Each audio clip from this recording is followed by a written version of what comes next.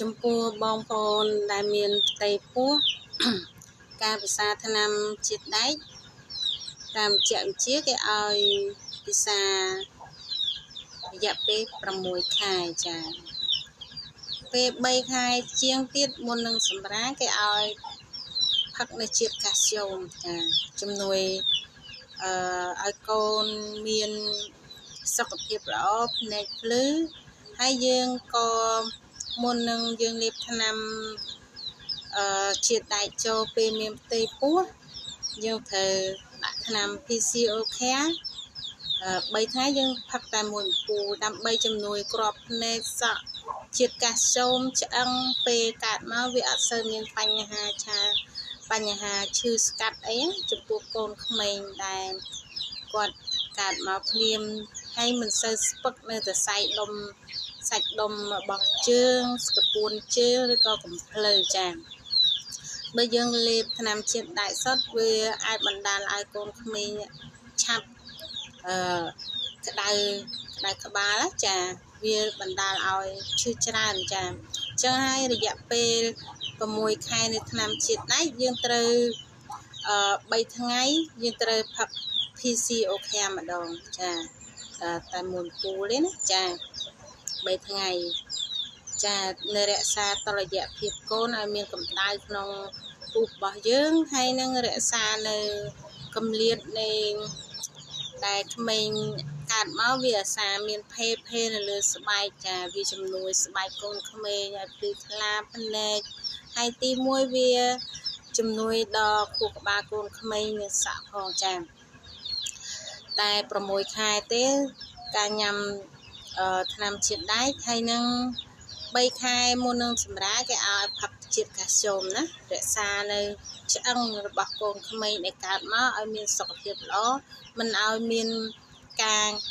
នជំងឺមួយគឺពងភេនៅលើស្បែកកូនក្មេងពេលយើងកើតមកយើងថាស្មើរួលម្សៅការពិតបណ្ដាលមកពីថ្នាំជាតិដែកមួយចំនួនដែលយើងលេបលើសចំណុះក៏មានដែរហើយវាអាសាក្តៅក្បាលគឺគាត់ថ្នាំជាតិដែកដែរណាចាចំពោះបងស្ត្រីដែលមានផ្ទៃពោះកម្រិតនៃការថ្នាំជាតិដែកយើងត្រូវ